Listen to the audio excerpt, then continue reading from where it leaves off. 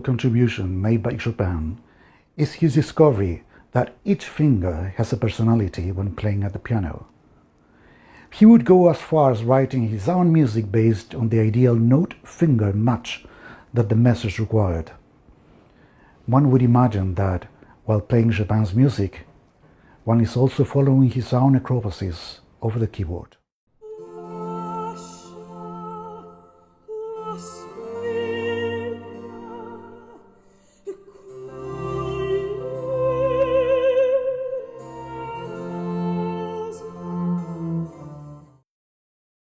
In our journey through Chopin's technical ideas, we will often find that the best pianists usually get to know each finger intimately, perhaps to the point of cherishing their individuality, like Chopin did.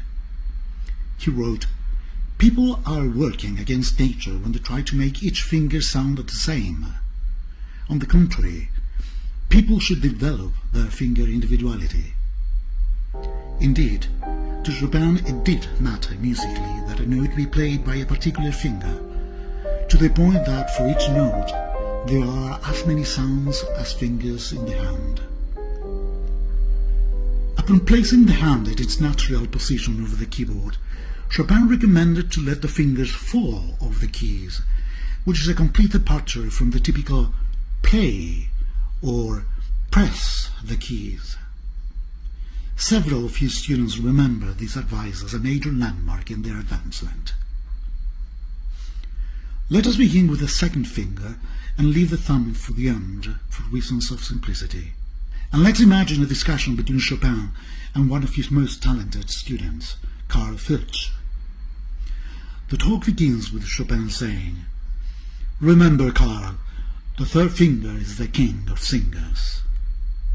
Then Carl would reply, "Yes, Monsieur Chopin, but the second finger is the young prince with many surprises to show."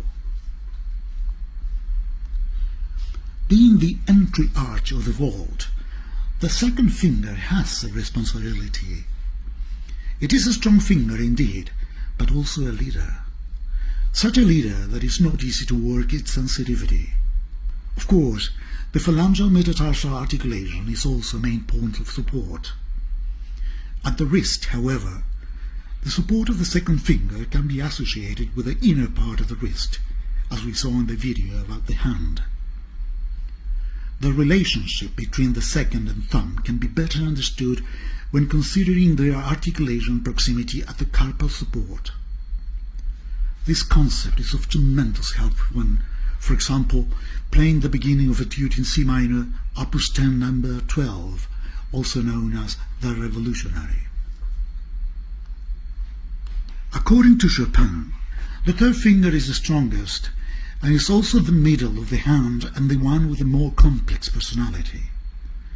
Again, he was right because, as we saw in the hand video, the third finger has its own independent column at the center of the wrist, which in turn articulates with the center of the radius bone in the forearm. Because of all these features, it is good to remember that the third finger is also a main support of the hand. All other fingers have their particular technical challenge, but the third finger has little reason to worry about strength and independence. Being at the center of gravity of the hand, it does have certain seniority and certain weight, one that shows command, but also extreme sensitivity when needed. For Chopin, the fourth finger had an unfair reputation. He called it the weakest Siamese of the third finger on account of being linked to it by a ligament. This comment is particularly interesting because now we know that, even if belonging to a different carpal column, the fourth finger is certainly attached to the third by an obliquous intertendon fiber. Chopin warned against pursuing a total independence from the third finger. In fact, he called the marriage between the third and fourth finger a gift from God.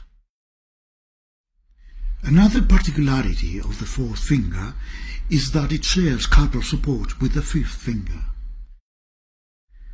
In a letter to his friend Julien Fontana, dated August 1848, near the very end of his life, Chopin mentioned somewhat humorously that the only things left of him were a large nose and an entrained fourth finger. Finger 5, at least in classical and romantic music, not only has its own technical features, but usually it has a leading musical role as well. In the left hand, finger 5 functions as the voice for the bass, while in the right hand it usually represents the soprano voice. In Chopin's hands, it looks nearly vertical from the proximal interphalangeal articulation, and it matches the thumb line of contact. Often neglected, however, finger 5 barely performs its minimum.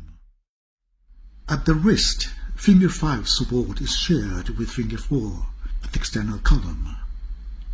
This is relevant because it may account for the wrist arrangement seen on virtuosos, where the movement of the carpal system seems to wave.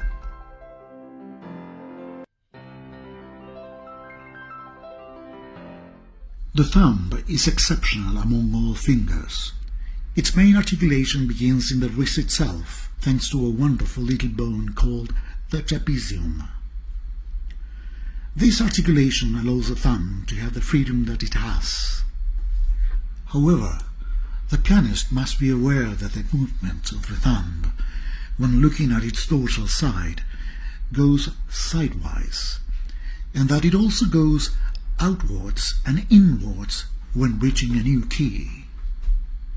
The whole hand can be imagined like a cathedral dome, where the thumb serves as a double-hinge gatekeeper.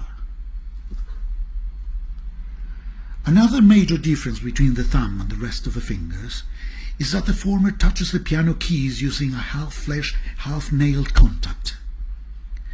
This may prove to be difficult at the beginning, particularly when trying to maintain the equilibrium over the black keys. In fact, if the initial feeling is difficulty in maintaining the thumb equilibrium, a student may be in the correct direction. A good passing of the thumb under the hand requires 1. That another finger holds the weight of the hand, 2. Maximum relaxation in all other fingers, 3. That the thumb performs an economical and relaxed movement to the next key. At all times when doing this drill, please remember that the thumb is mostly controlled by muscles in the hand. Chopin's piano lessons were legendary because of their immediate results.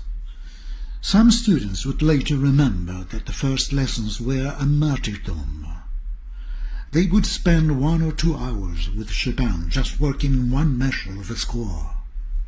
Yet, because of immediate progress, there would be no necessity for years and years of tedious exercises.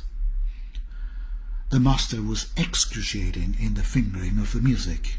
After all, each finger was like a different singer, so that a particular note should be played only with a fitting one, provided that the hand does not lose its natural position.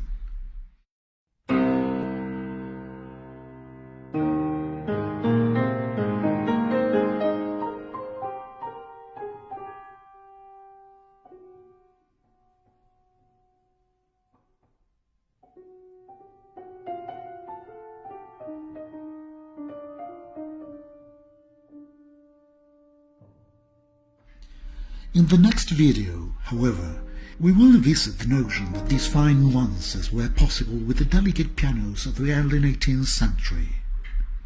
Later, the modern piano would allow for more power and energy, but to the detriment of detail and sensitivity.